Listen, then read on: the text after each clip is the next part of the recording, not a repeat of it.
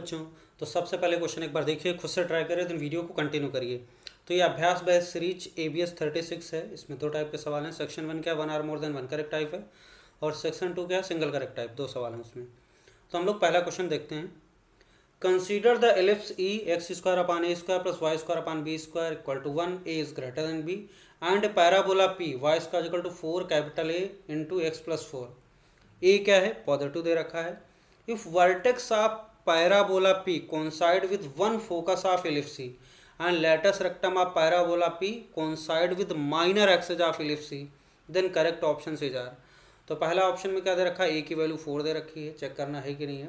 Length of latus rectum of ellipse E is 32/√5 देखना है। उसके बाद तीसरा ऑप्शन में देखा क्या दिया हुआ है, ए कैपिटल ए बी और ई एसेंट्रिसिटी ऑफ एलिप्स, इसमें एक रिलेशन है, कौन सा किस ऑर्डर में है, छोटा बड़ा कौन सा पहचानना है आपको। और चौथा option angle of intersection of curve P and ellipse C. Curve P क्या, पैराबोला, मतलब पैराबोला और इलिप्स का जो इंटरसेक्शन होगा, एंगल ऑफ इंटरसेक्शन पता करना क्या है। तो इसमें ऑप्शन में दे रखा 45 डिग्री, आपको देखना क्या है। चलो शुरू करते हैं। अब यहाँ पे देखो इलिप्स ई दे रखा है। अगर हम इलिप्स ई का फोटो बना लेते हैं ना, जैसे जैसे क्वेश्चन में कहा गया उस हिसाब से करते हैं। पहले हम इलिप्स ई का देखो, ए और बी अननोन है, ए बी अगर निकल आया तो इलिप्स निकल आएगा। एलिप्स की क्वेश्चन आ गई तो आप लेटस रेक्टम भी निकाल सकते हो, है ना, एसेंट्रिसिटी भी निकाल सकते हो। तो पहले हम लोग जैसा कहा गया उसको फोटो बनाते हैं। देखो अगर इसका हम फोटो बनाएं,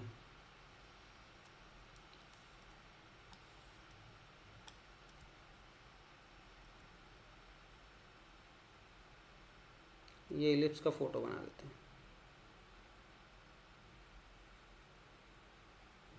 ये एलिप्स का फोटो बना लिया ना, ये हो गया हमारा एक्स एक्सेस और ये हो गया हमारा वाई एक्सेस। एलिप्स सी का फोटो बना लिया। अब फोटो के हिसाब से देखते हैं। अब दूसरा क्या बनाना है हमें, पैराबोला क्या है, ये parabola P Y square equal to 4 है। इसको ध्यान से देखो, तो जो पैराबोला है वो कैसा दिख रहा है आपको, Y square equal to 4ax plus 4। अच्छा अगर मैं इसका वर्टेक्स की बात करूं तो इसका वर्टेक्स अगर हम निकालना चाहें तो वर्टेक्स क्या हो जाएगा बताओ। वर्टेक्स हो जाएगा आपका x प्लस 4 को 0 के बराबर करो, x प्लस 4 को 0 के बराबर करो तो x की वैल्यू क्या आ जाएगी, -4 आ जाएगी। और y को 0 के बराबर करो तो क्या आ जाएगा 0। तो वर्टेक्स के कोऑर्डिनेट आ जाएंगे -4, -4, -4, ये हमारा वर्टेक्स ऑफ पैराबोला हो गया है ना, -4, 0। अब क्वेश्चन देखो, इफ वर्टेक्स of parabola p coincide with one focus of ellipse e, और यहाँ पे a पॉजिटिव दे रखा है, तो इसका मतलब ये जो पैराबोला हमें बनाना है वो किधर खुलेगा, राइट वर्ड खोलना है, राइट साइड में ओपन होगा।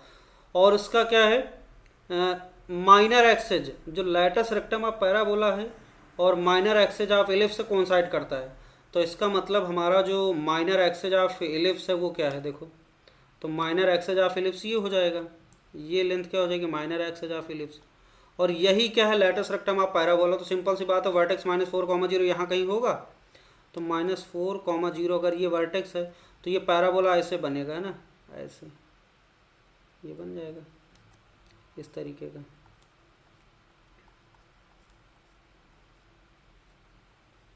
ऐसे चला गया पैराबोला। अब ऐसा बनने से देखो फायदा हो गया आपका पैराबोला, और ये हो गया आपका, ये रहा वर्टेक्स -4, 0 है ना, ये होगा। और ये आपका फिर क्या हो जाएगा, फोकस हो जाएगा। ये जो ऑरिजिन है वो यही क्या हो जाएगा, फोकस ऑफ पैराबोला। होगा कि नहीं होगा, बिल्कुल होगा। और इसके कोऑर्डिनेट के हिसाब से आप देख रहे हो पैराबोला का फोकस क्या 0, 0 दिख रहा है, क्लियर है। अब देखो फोकस अगर इसका 0, 0 है और पैराबोला हमारे पास क्या है, पैराबोला है वाई स्क्वायर इक्वल टू क्या है 4 टाइम्स a और x प्लस 4। तो इसका अगर हम कंपेयर करें तो लिखा हुआ है ऐसे Y square equal to 4a capital x। तो फोकस क्या होता है a, 0। तो फोकस क्या होता है, फोकस निकालने के लिए कैपिटल x क्या हो जाएगा a e, और ये हो जाएगा आपका, सॉरी फोकस क्या हो जाएगा a होगा, a सॉरी a ही नहीं होगा, पैराबोला ठीक है, a होगा। और y कोऑर्डिनेट क्या हो जाएगा 0, तो a, 0 होगा। अब यहाँ से क्या होगा x प्लस 4 को हम लोग क्या लिखेंगे, x इज इक्वल टू 0, तो इसका मतलब x प्लस 4 इक्वल टू क्या लिखेंगे a, है ना। और यहाँ पे y कोऑर्डिनेट क्या है, y ही है, तो y इक्वल टू 0। तो यहाँ से x कोऑर्डिनेट क्या आ गया, x का आ गया a -4 आ गया है, और y कोऑर्डिनेट 0। तो फोकस क्या आया, फोकस के जो कोऑर्डिनेट आए हैं a-4, 0 आ गया। अब ये वाला फोकस और यहाँ पे जो ये 0, 0 फोकस सेम होना चाहिए, है ना। तो इसका मतलब क्या हुआ, अगर कंपेयर कर दें पैराबोला का फोकस 0, 0 और यहाँ से फोकस a-4, 0, तो a-4 की वैल्यू किसके बराबर होनी चाहिए, 0 के। तो यहाँ से आपको a मिल गया, a की वैल्यू क्या आ गई, 4 आ गई, है ना। चलो ये कम से कम निकल आया।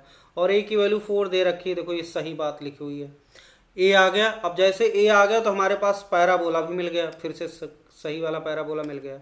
अब इसको हम सही से लिख सकते हैं y² = a की वैल्यू 4 डाल दो तो कितना हो जाएगा, 16 और x + 4। अब ये मिल गया हमारा पैराबोला, इक्वेशन मिल गई पैराबोला की, ठीक। अब दूसरी चीज एक ये समझना है, देखो यहाँ पे ये अगर हम इलिप्स के हिसाब से देखें तो इलिप्स के हिसाब से इसका कोऑर्डिनेट क्या होगा, 0, b होगा, और इसका कोऑर्डिनेट क्या होगा, 0, -b होगा, ठीक है ये। और ये इलिप्स के लिए b और ये b डैश है, ठीक है। और यही चीज क्या है, b डैश क्या है, पैराबोला के लिए क्या है, लेंथ ऑफ लैटिस रेक्टम है। तो अगर हम इसको पैराबोला के लिए लिखें तो ये क्या हो जाएगा, l और l डैश हो जाएगा, यही चीज, ये l और l डैश हो जाएगा। और l डैश की वैल्यू फॉर पैराबोला, है ना, फॉर पैराबोला l डैश क्या होता है, लेंथ ऑफ लैटिस रेक्टम क्या होता है, 4 × a हो जाएगा। और यही चीज इलिप्स के लिए इसमें क्या है, ये क्या है आपका माइनर एक्सिस की लेंथ क्या है, 2b दिख रही है यहाँ पे, 0, b 0, -b, तो टोटल लेंथ कितनी हो जाएगी, 2b हो जाएगी, 2b लिख सकते हैं हम लोग, है ना। तो देखो यहाँ से, अच्छा a निकाल चुके हैं, मतलब ये पूरी l डैश की 4a हो जाएगी, है ना, पैराबोला का लैटिस रेक्टम है। और यही चीज क्या है, इलिप्स का माइनर एक्सिस है। तो माइनर एक्सिस क्या हो जाएगा, 2b, तो 4a की वैल्यू 2b के बराबर होना चाहिए। तो यहाँ पर रख देते, 4a की वैल्यू निकाल चुके हैं 4, तो यहाँ पर 2b, तो b की वैल्यू क्या आ गई, देखो 16/2, है ना, तो कितना आ जाएगा, 8 आ गया। तो चलो b निकाल आया, b की वैल्यू आ गई 8, हमने b निकाल लिया। अब देखो b आ गया, अब क्या निकालना है हमें, यहाँ पे देखो जो -4, 0 है ना, ये क्या है, वर्टेक्स ऑफ पैराबोला है। और क्वेश्चन में यही कहा गया कि वर्टेक्स ऑफ कौन सा, वन फोकस ऑफ इलिप्स। तो हमने यहाँ पे इसका एक फोकस होगा और ये वाला एक इधर फोकस होगा, एक इधर होगा। अच्छा, इसके focus of ellipse, focus of E क्या हो जाएगा, -AE, 0, तो -AE, 0 हो जाएगा, है ना, -AE, 0। और -AE, 0 के हिसाब से हम देखें तो -AE की वैल्यू क्या है, 4 दे रखी, -4 लिख सकते हैं हम लोग। तो यहाँ से -AE की वैल्यू क्या लिख सकते हैं हम लोग, -4 लिख सकते हैं। तो AE की वैल्यू क्या लिख सकते हैं, 4 लिख सकते हैं, है ना। तो AE की वैल्यू आ गई 4। अब देखो, अब आपको एक रिलेशन पता होती है एसेंट्रिसिटी में, है ना। एसेंट्रिसिटी में रिलेशन क्या होती है, b² = a², इलिप्स के लिए b² = a², 1 - e², ये रिलेशन होता है। तो b² = क्या लिखेंगे इसको, a² - a² e²। अच्छा, a की वैल्यू 4 है तो यहाँ से, और b की वैल्यू हमने 8 निकाला तो इसमें रख दो, b की वैल्यू 8 डालो तो 8 × 8 = 64 हो गया। और यहाँ a² आ गया, माइनस AE की वैल्यू 4 निकाल ली हमने, तो 4² का मतलब कितना हो जाएगा, 16 हो जाएगा सीधे। AE की वैल्यू 4 है तो a² मतलब AE का होल स्क्वायर, तो 16 हो जाएगा। तो यहाँ से हमें a² की वैल्यू देखो दिख रही, क्या दिख रही है, 64 और +16, तो 6 × 4 = 10, 6 × 7 = 80 आ गया। अब a² की वैल्यू क्या आ गई, 80, है ना। तो a² की वैल्यू क्या आ गई, a² की वैल्यू 80 आ गई। तो इस तरीके से हमें क्या मिल गया, इक्वेशन ऑफ इलिप्स भी मिल गई, है ना। इक्वेशन ऑफ इलिप्स क्या हो जाएगी, ई की जो इक्वेशन आ जाएगी वो क्या हो जाएगी, बोलो, x² / a² की वैल्यू 80 है, और +y² / b की वैल्यू क्या है, देखो 8 है तो 8² 8 × 8 = 64 हो गया, = 1। ये हमारे पास इलिप्स आ गया और पैराबोला हमने निकाल लिया इधर। अब देखते हैं क्या है, length of latus rectum of ellipse. तो length of latus rectum of ellipse क्या होता है, 2। अब यहाँ पे देखो a b से बड़ा है, अच्छी बात है। तो लेंथ ऑफ लैटिस रेक्टम क्या होता है, 2b² / a होता है। तो 2b² की वैल्यू कितनी है, 64 है। और a की वैल्यू क्या होगी, देखो √80 होगी, है ना। a² की वैल्यू 80 तो √80 आ जाएगा। अब इसको सिंप्लीफाई करना है, तो इसको सिंप्लीफाई कर लेते हैं, है ना। इसको सिंप्लीफाई करो तो 2 × 64 / √82 को हम लोग लिख सकते हैं 16 पंजे 80, तो 4 आ जाएगा बाहर, √5 हो जाएगा, और ये हो जाएगा आपका 4 के 4 2 6 4 6 24, 16 दूना 32, 32/√5। तो length of latus rectum of ellipse कितनी हो जाएगी, 32/√5 आ गया। चलो इसकी आगे वैल्यू है ना। अब दूसरा क्या है, ये ए की वैल्यू तो आ ही चुकी 4 है, ए बी, अब ये सब तो निकाल चुका। अच्छा ई भी निकाल लेते हैं। ई की वैल्यू क्या हो जाएगी, ई की value, E of eccentricity of क्या हो जाएगा, इलिप्स, ई की वैल्यू हो जाएगी √1 - b² बी स्क्वायर का मतलब क्या है 64 अपान ए स्क्वायर का मतलब 80। तो ये आ जाएगा आपका 80 - 64 कितना आएगा, 16 है ना, अभी तो क्या था, तो 16/80 है ना, 16 पंजे 80, तो कितना आ गया 1/√5। तो ई की वैल्यू आ गई 1/√5 है ना, तो ई की वैल्यू आ गई 1/√5। चलो अब ई की वैल्यू पता चल गई। अब एक तीसरा ऑप्शन हमारे पास क्या दिख रहा है, ए, तो देखो ए की वैल्यू √80 है ना, और यहाँ पे लिख लेते हैं ए की वैल्यू, कहाँ ये आई थी ना, ए की वैल्यू हो जाएगी √80 और बी की वैल्यू 8 है, तो √80 सबसे बड़ा क्या दिख रहा, ए बी और कैपिटल ए 4 है और ई, तो सबसे बड़ा क्या दिख रहा है आपको, ए दिख रहा है ना, सबसे बड़ा क्या होगा, इसके हिसाब से ए सबसे बड़ा होगा। उसके बाद किसका नंबर आएगा, उसके बाद देखो बी 8 है ना, तो बी आ जाएगा। उसके बाद किसका नंबर आएगा, ए की वैल्यू 4 है, उसके बाद आएगा ए है ना, और उसके बाद ई सबसे छोटा है तो ई। ये ऑर्डर होना चाहिए, A greater than B greater than A greater than E, तो इसमें लिखा ए कैपिटल, ये गलत लिखा हो, इसका मतलब तीसरा वाला गलत हो जाएगा। अब लास्ट वन बचा एंगल ऑफ इंटरसेक्शन, आप करो P and E, angle of intersection आप करो पी एंड ई, क्या होगा देखो, अब इसके फोटो में ही देखो आप है ना, तो अगर हम ये दोनों का पॉइंट ऑफ इंटरसेक्शन की बात करें, तो यहाँ पे जैसे ये इलिप्स इस जगह पे इंटरसेक्शन हो रहा, तो इलिप्स के ऊपर इस पॉइंट ऑफ इंटरसेक्शन का कोऑर्डिनेट 0, बी का मतलब 8, तो ये तो कोऑर्डिनेट पता है 0,8, और इलिप्स के ऊपर अगर हम टेंजेंट लाइन बनाएं तो ये हॉरिजॉन्टल टेंजेंट बनेगा, और यहाँ पे अगर हम इसके ऊपर बनाएं पैराबोला के ऊपर, तो ये ऐसे बनेगा टेंजेंट लाइन। अब आप क्या करो, इस वाले का स्लोप क्या हो जाएगा, m1 इसको मान लेते, ये तो 0 हो गया, और इसका नाम रख देते m2। अब इस पैराबोला के लिए स्लोप ऑफ टेंजेंट निकालो। पैराबोला क्या हमारे पास y² = क्या है 16x + 4 है। स्लोप निकाल लेते हैं कहाँ पे 0,6 पे, ठीक है, तो 2y y' = क्या हो जाएगा 16 और x का 1 हो गया +0, तो यहाँ से y' की वैल्यू क्या आ जाएगी 16/2y। तो यहाँ से आपको दिस इम्प्लाइज m कहाँ पे निकालना है एट 0,6 पे, बी की वैल्यू 8, सॉरी 0,8 पे, बी की वैल्यू 8 आई, तो ये हो जाएगा आपका 16 / 2 × y की वैल्यू 8 डाल दो, तो सिंपली 1 आ गया। तो इसका स्लोप m2 की वैल्यू आ गई 1। अब इन दोनों के बीच का एंगल निकालना है, तो tan थीटा क्या हो जाएगा m2 है ना, 1 - 0/1 + m1 m2, तो 1 × 0, तो ये हो जाएगा सिंपली क्या आ गया 1 - 0/1 + 0, तो 1 आ गया। तो थीटा की वैल्यू आ गई 45 डिग्री, और क्या आ जाएगा एक 180 माइनस कितना हो जाएगा 180 - 45, तो 135, तो 45 डिग्री एक एक्यूट एंगल आएगा, और बाकी एक आ जाएगा 180 - 45, तो ये एंगल क्या आ गया आपका 45 डिग्री। ऑप्शन में शायद 45 ही दिया हुआ, तो देखते हैं। तो इस तरीके से आपने इसके सारे ऑप्शन सॉल्व कर लिए। ओके, तो एक बार ऑप्शन मैच करा लेते हैं। तो यहाँ पर देखो ए पहला ऑप्शन तो करेक्ट था ही, दूसरा लेंथ ऑफ लैटिस एकदम सत्य लिखा हुआ है, बस तीसरा वाला ही गलत था, और चौथा में 45 डिग्री दे रखा है, एकदम सही है। अब चलते हैं हम लोग सेक्शन 2 की तरफ। तो अगला क्वेश्चन क्या दे रखा है देखो, section 2 single correct, if tangent drawn at point t², 2t on parabola y² 4x is same as the normal drawn at point √5 cos θ, 2 sin θ, where θ 0 to π on the ellipse this one, then the value of √5 cos θ का mod plus √5 × t का mod is equal to, इसकी value बताना है। अब देखो यहाँ पे जो पॉइंट दे रखा है ना, इस पॉइंट पे हमें क्या बनाना है, टेंजेंट बनाना पैराबोला के लिए, और ये वाला पॉइंट पे क्या बनाना है, इसके लिए नॉर्मल की इक्वेशन, दोनों क्या सेम है।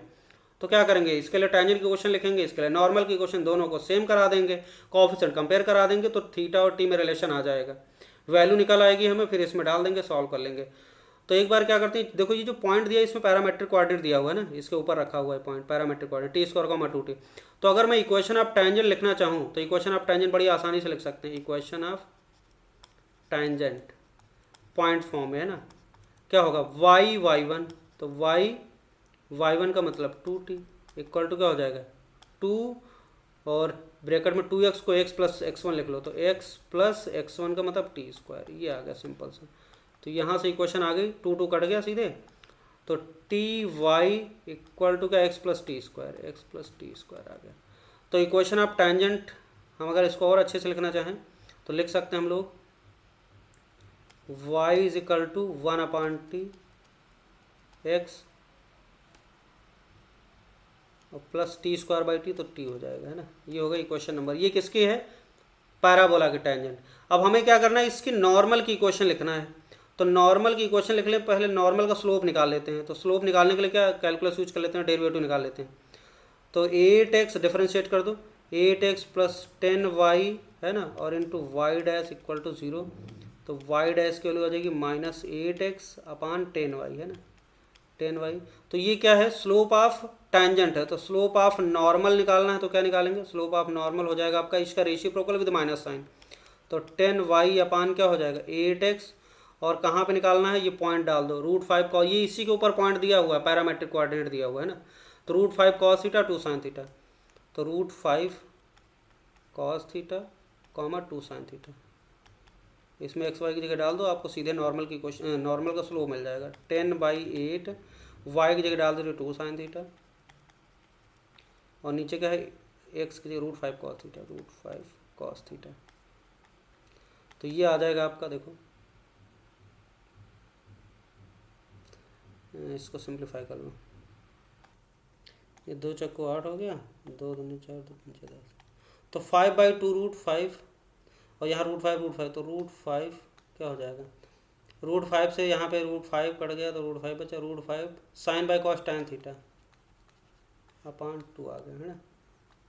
तो ये आ गया स्लोप ऑफ नॉर्मल आ गया √5/2 tan थीटा, ठीक है।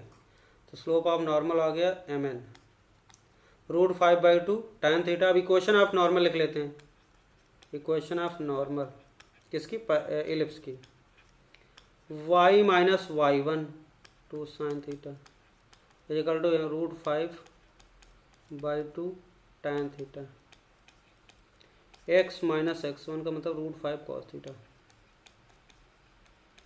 ये हो गया। अब इसको सही करो, तो यहाँ से आ जाएगा, अंदर मल्टीप्लाई करें तो √5/2 tan थीटा, माइनस जाएगा √5 5 हो जाएगा, और बाई 2 तो 5/2 cos थीटा, है ना, ये आ गया। और ये इंटू tan थीटा को sin बाई cos थीटा लिख लो, ये tan थीटा अंदर मल्टीप्लाई sin बाई cos लिख लो। इससे फ़ायदा ये होगा कि cos थीटा से cos थीटा उड़ा दिया। अब यहाँ से आ जाएगा y इक्वल टू आ गया 2, उसको ले जाओ उधर,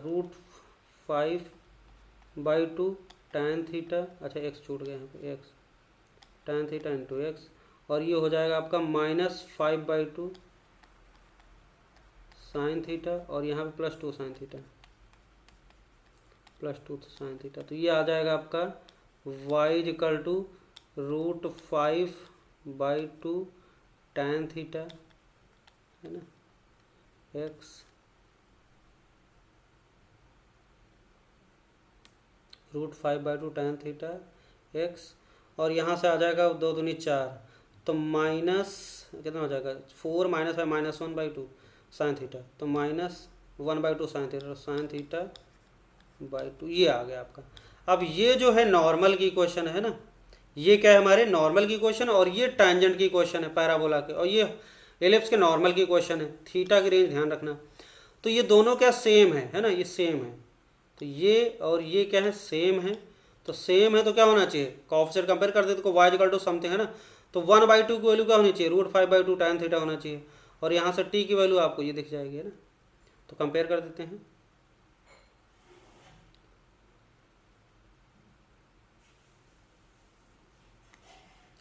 तो सेम होने की वजह से हम लोग लिख सकते हैं, देखो इसका नाम है 1 and 2 आर सेम, तो क्या हो जाएगा 1/t, तो 1/t की जगह हम लोग लिख सकते हैं √5/2 tan थीटा, √5/2 tan थीटा। और क्या लिख सकते हैं, t दूसरा कांस्टेंट टर्म t वाला, और किसको -sin थीटा/2 के बराबर, -sin थीटा/2 बाई 2 के बराबर। इसका नाम रख देते इक्वेशन 3 और इक्वेशन 4। अब इक्वेशन 3 और 4 को सॉल्व करके हम लोग क्या कर सकते हैं, थीटा और टी निकाल सकते हैं। देखो 3 4 से हम आसानी से कर सकते हैं। तो यहाँ लिखेंगे √5/2 tan theta equal to 1/t, और टी की जगह डाल दो -sin θ/2, तो -sin θ/2। तो ये 2 पर चला गया। अब इसको सॉल्व करो तो यहाँ पे देखो क्या आ जाएगा, इसको इधर भेजो √5, इसको भेजेंगे tan theta into sine theta, tan theta into sine theta. तो tan थीटा को लिखो sin theta upon cos theta और इंटू साइन थीटा हो जाएगा। और ये इधर माइनस रहने दो राइट में, और ये 2 को राइट में भेज दो, 2 दूनी 4, तो -4 हो गया। तो यहाँ से क्या आ जाएगा आपका √5 sin square theta equal to क्या हो जाएगा -4 cos थीटा, -4 cos थीटा। अब देखो ट्रिग्नोमेट्री की क्वेश्चन बन गई। अब कॉस में बनाना आसान है, तो इसको साइन को कॉस में बदल लो। तो ये हो जाएगा आपका √5 sin स्क्वायर को 1 - cos square theta equal to -4 cos theta, है ना। अब देखो यहाँ पे हो जाएगा आपका, राइट में ले जाते हैं तो √5 माइनस √5 हो जाएगा cos स्क्वायर थीटा, राइट में ले जाओ तो √5 cos स्क्वायर थीटा और -4 cos थीटा, और ये √5 माइनस कर जाएगा √5 इक्वल टू 0, है ना। अब ये बन गई हमारी इक्वेशन, cos थीटा में क्वाड्रेटिक बन गई। तो इसे सॉल्व कर सकते हैं। देखो इसको फैक्टराइज कर सकते हैं हम लोग, है ना। इसको हम लोग फैक्टराइज कर सकते हैं। कैसे, ये हो जाएगा आपका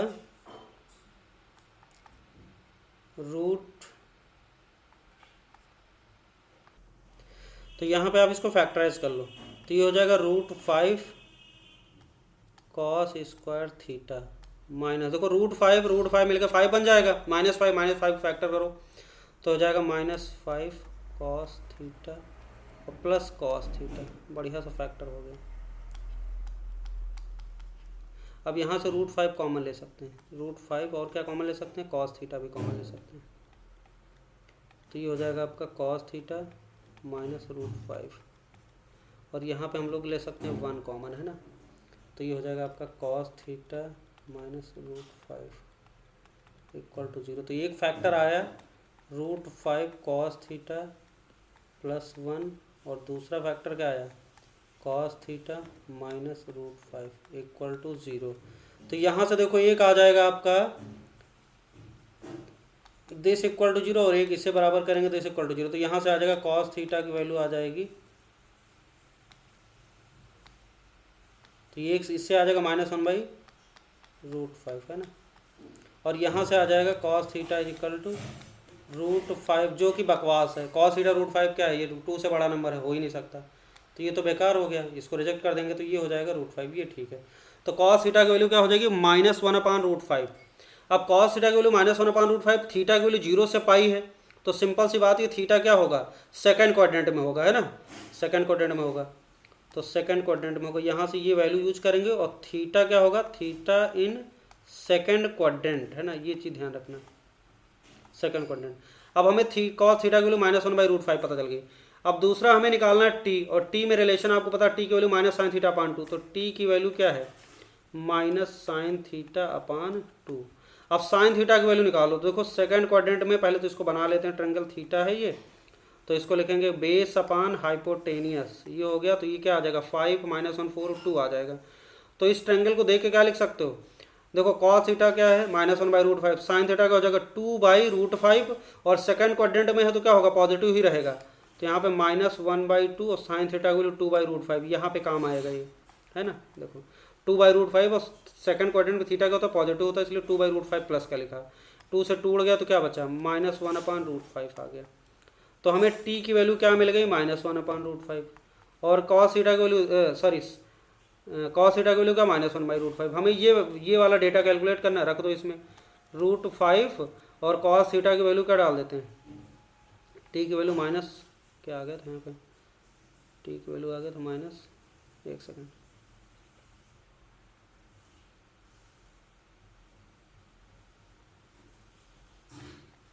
है ना, t की वैल्यू थी -1/√5, ठीक, सॉरी, तो यहाँ से कट गया, ठीक ठीक ठीक।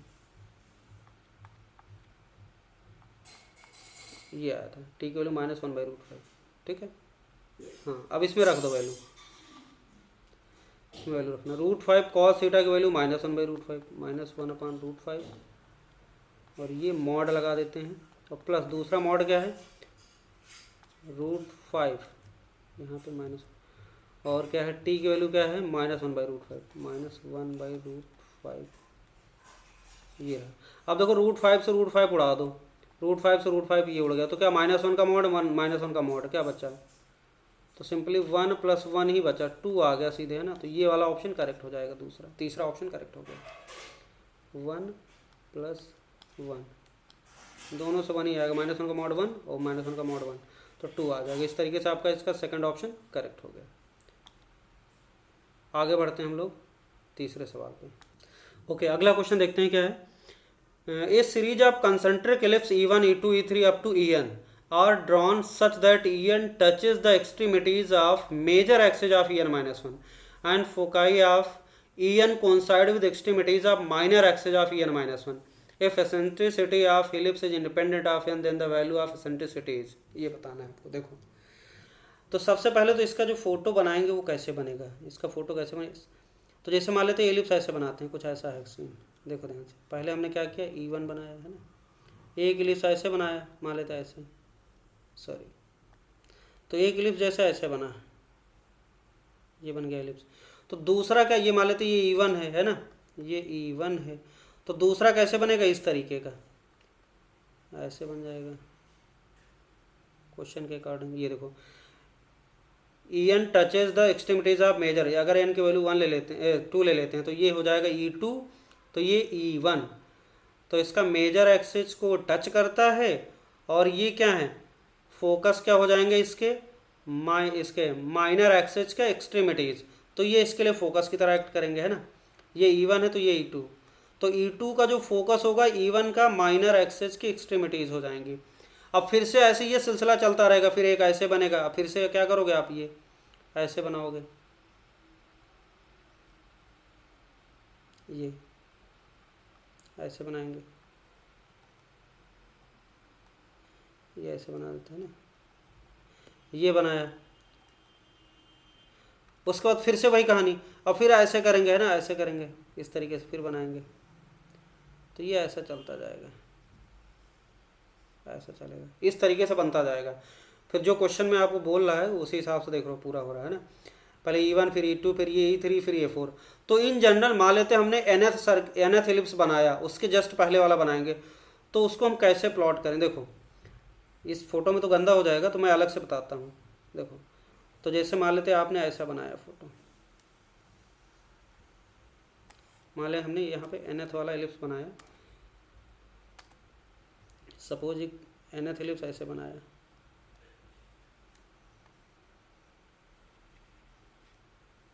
ये nth एलिप्स बनाया। अब इसके बीच में अंदर बहुत सारे बने हुए हैं, ऐसे चलता जाएगा, मान लो किसी इंस्टेंट में nth हमने, उसके बाद फिर दूसरा बनेगा ऐसा, ये बनेगा,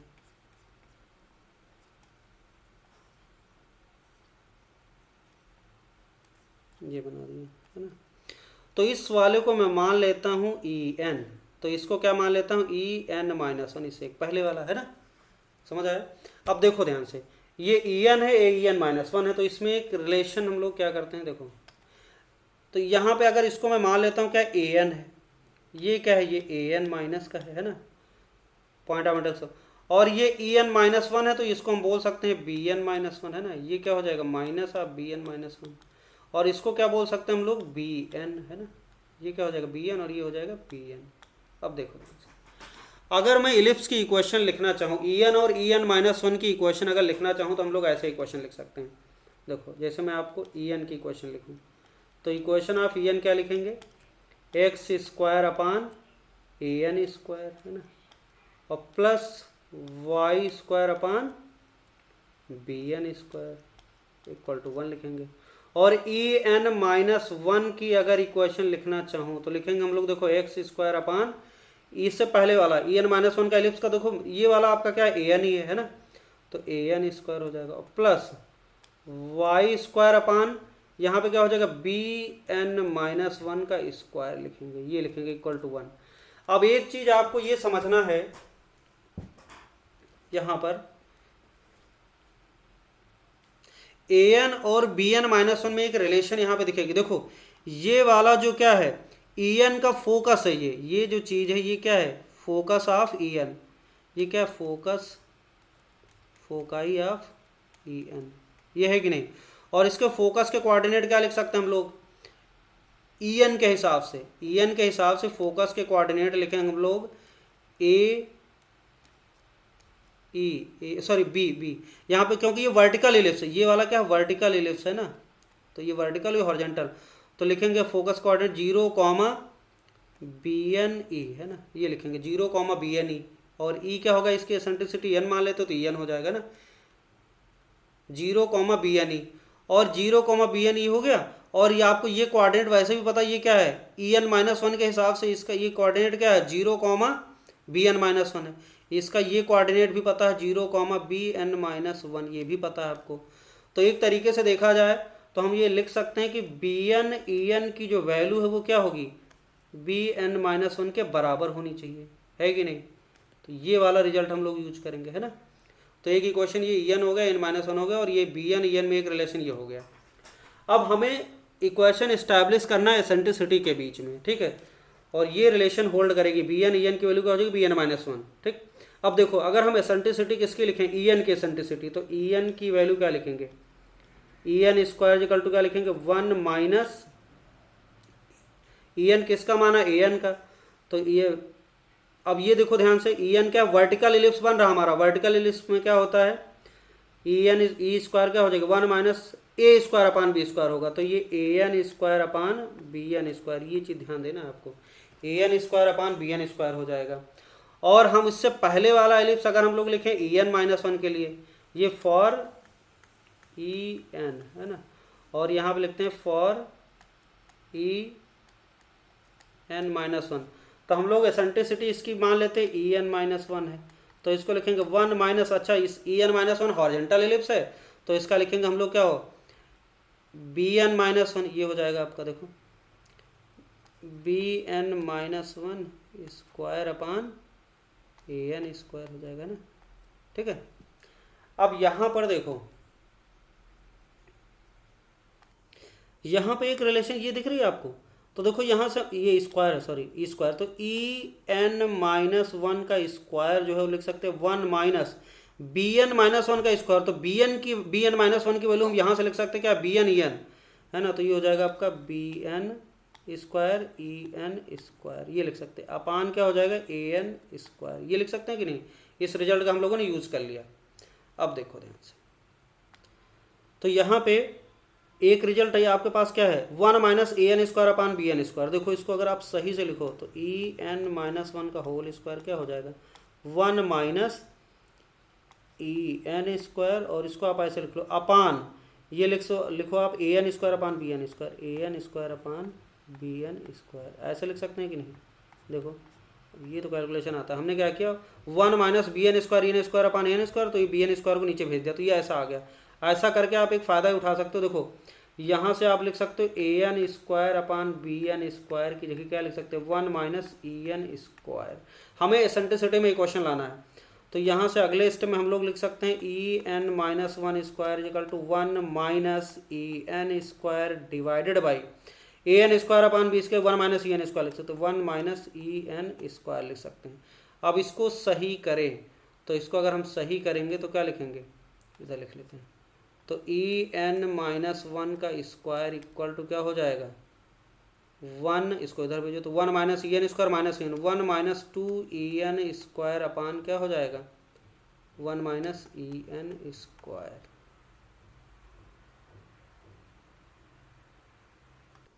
अब यहाँ पे ये EN माइनस वन और EN में एक रिलेशन एस्टैब्लिश हो गई है ना।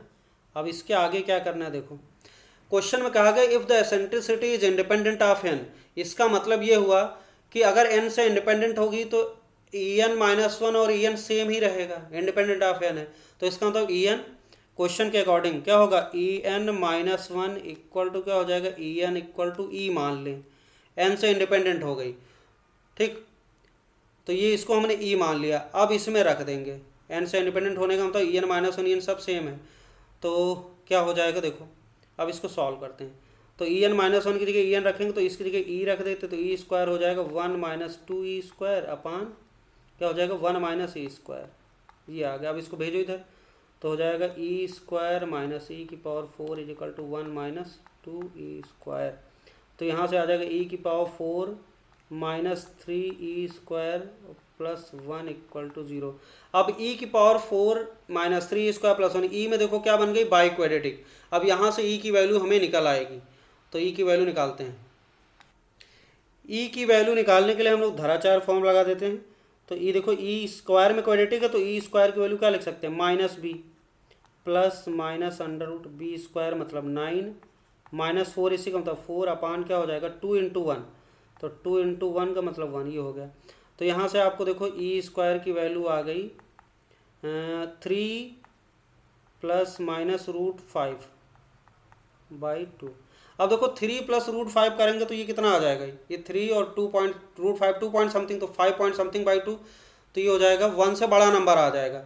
तो ई स्क्वायर की वैल्यू 1 से बड़ी, तो इसका मतलब ई की वैल्यू 1 से बड़ी, और ई क्या इलिप्स है, ये मतलब जो एसेंट्रिसिटी इलिप्स की है तो 1 से छोटी होगी, तो इसका मतलब प्लस वाला साइन नहीं लेना, तो हमें क्या लेना पड़ेगा माइनस वाला। तो ई स्क्वायर की वैल्यू हम लोग क्या लेंगे 3 माइनस रूट 5 बाई 2 लेंगे, तो ये आ जाएगा। अब ऑप्शन में हमें ई की वैल्यू चाहिए, तो ई स्क्वायर की वैल्यू हमारे पास क्या निकली, देखो ई स्क्वायर की वैल्यू निकली है 3 माइनस रूट 5 बाई 2, ये है। तो ई की वैल्यू क्या हो जाएगी अंडर रूट लगा देंगे, तो ई की वैल्यू आ जाएगी अंडर रूट पूरे के नीचे। अब ऐसा ऑप्शन कहीं दिख रहा है, देखो इस सेकंड दिख रहा है, लेकिन 3 माइनस रूट 5 पॉइंट 2, ये 2 एकदम बाहर है, तो इसे हमें सही करना पड़ेगा, रेशनलाइज करेंगे। देखो कैसे करते हैं, यहाँ पे चालाकी थोड़ा सा, यहाँ पे आप क्या करो 2 से ऊपर नीचे मल्टी, यहाँ पे 2 मल्टीप्लाई करो, ऊपर भी 2 से मल्टीप्लाई कर दो, है ना। तो ये ऐसा हो जाएगा अंडर रूट, देखो ये हो जाएगा 6 माइनस 2 रूट 5 अपान क्या हो जाएगा 4 हो गया। अब इस 6 माइनस 2 रूट 5 को आप ऐसे लिखो, इसको लिखो, देखो ऐसे लिखो रूट 5 का स्क्वायर और प्लस 1 माइनस 2 रूट 5, देखो ध्यान से, और नीचे क्या आ जाएगा अंडर रूट 4, नीचे आ जाएगा 2 आ जाएगा।